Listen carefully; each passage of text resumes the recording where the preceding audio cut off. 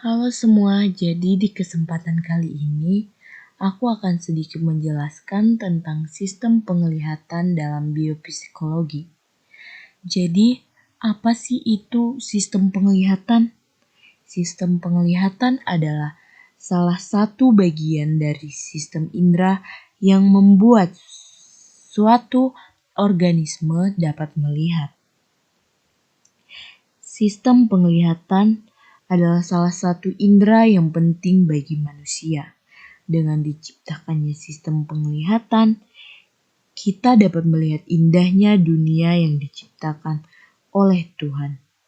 Sistem penglihatan ini menafsirkan informasi dari cahaya untuk mendirikan representasi dunia di sekeliling tubuh. Mata merupakan alat utama dari sistem ini.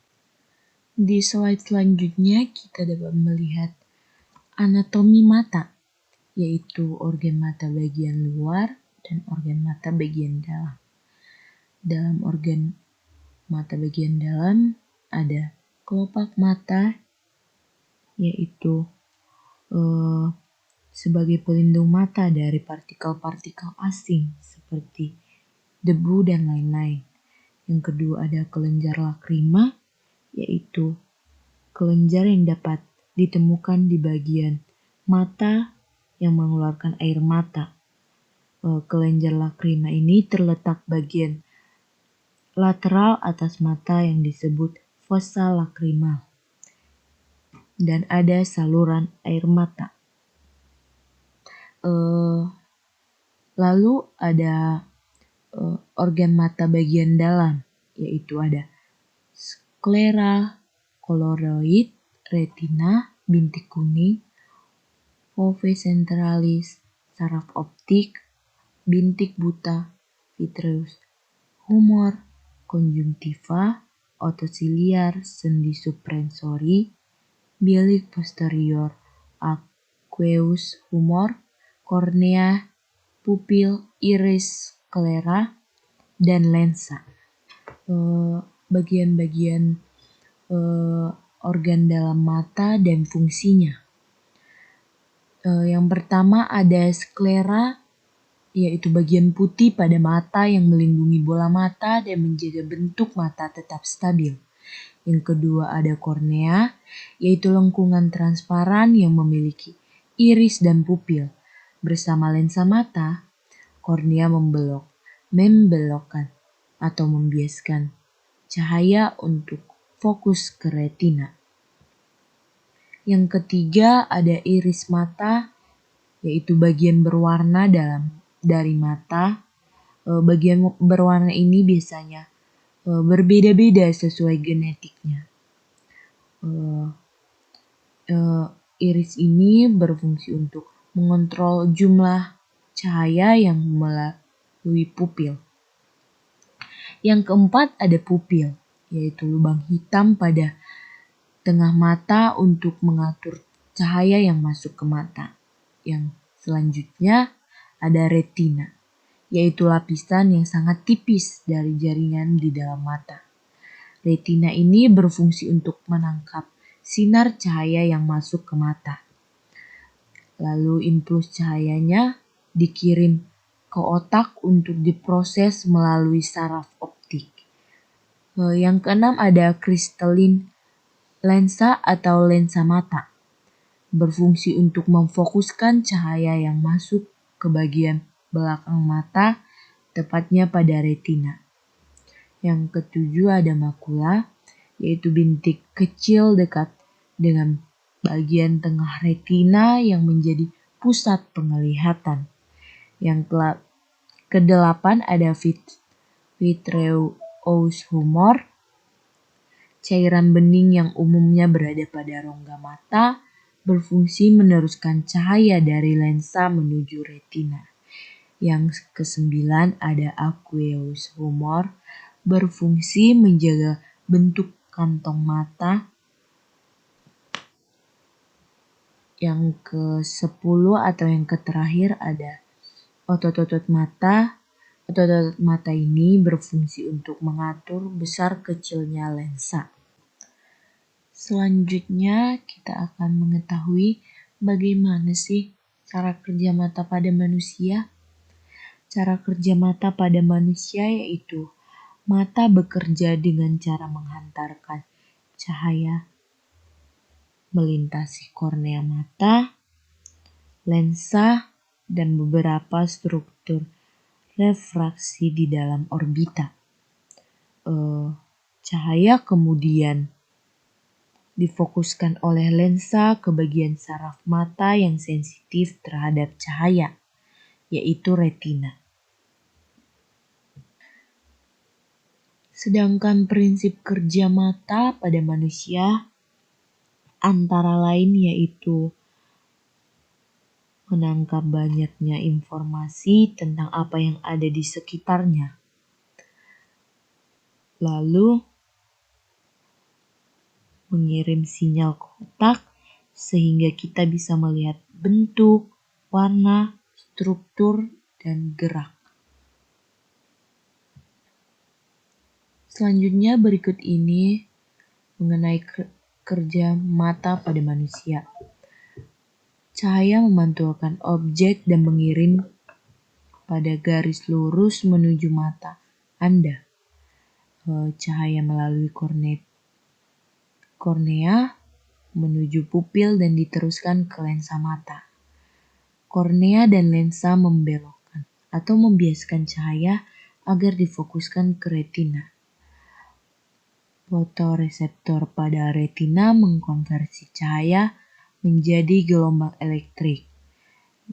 Terakhir, gelombang elektrik melalui saraf optik menuju otak. Otak lalu memproses sinyal-sinyal itu menjadi sebuah bayangan atau image. Struktur retina. Retina merupakan salah satu bagian dari mata. Retina terdiri atas 5 lapisan dari tipe-tipe neuron yang berbeda, yakni 1.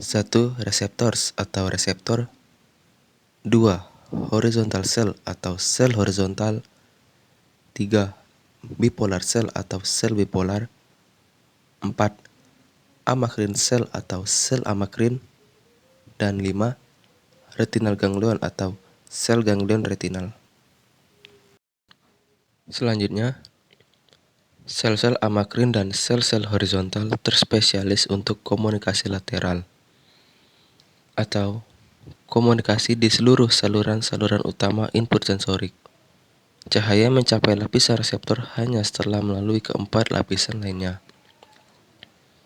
Setelah itu, reseptor-reseptor diaktifkan. Pesan neural itu ditranslasikan balik melalui lapisan-lapisan retinal ke sel-sel ganglion retinal, yang aksonnya berproyeksi ke sekujur bagian dalam retina, sebelumnya berkumpul dalam bentuk bandel dan keluar dari bola mata. Susunan terbalik ini menciptakan dua visual. Yang pertama, cahaya yang datang terdistorsi oleh jaringan retinal yang harus dilaluinya sebelum mencapai reseptor. Dan yang kedua, agar bandar akson-akson sel ganglion retinal meninggalkan mata, harus ada sebuah celah di lapisan reseptor. Celah itu disebut blind spot atau titik buta. Oke, next. Ada dua tipe reseptor yang berbeda dari retina manusia. 1. Berbentuk kerucut yang disebut kun. Kun itu peka terhadap cahaya sehingga diperlukan pada waktu terang. Mengandung pigmen yang disebut iodopsin, merah, hijau, dan biru. Serta banyak terdapat pada fovea yang terletak pada semu penglihatan.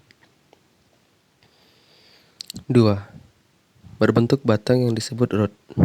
Rod itu tidak dapat membedakan warna, sensitif terhadap cahaya, mengandung pigmen rhodopsin atau ungu, dan sel ini lebih berfungsi pada saat melihat di tempat gelap.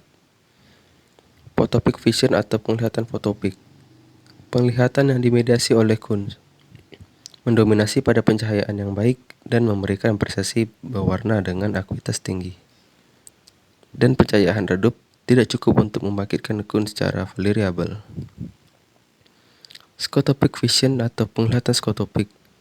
Penglihatan yang dimediasi oleh rod, Sensitivitas penglihatan skotopik tidak tercapai tanpa pengorbanan. Penglihatan skotopik kehilangan detail maupun warna dari penglihatan fotopik. Kunz dan Rhodes berbeda distribusinya di retina. Di batas indensasi Govea, proporsi Kunz menurun tajam dan penambahan pada jumlah Rhodes. Kepadatan Rhodes mencapai maksimum 20 derajat dari pusat fovea, sebuah indensasi yang diameternya sekitar 0,33 cm di tengah retina, atau daerah yang terspesialisasi untuk penglihatan akuitas tinggi, untuk melihat detail-detail halus. Selanjutnya, sensitivitas spektral. Cahaya yang lebih intens tampak lebih terang, tetapi panjang gelombang memiliki efek substansial pada persepsi tentang brightness.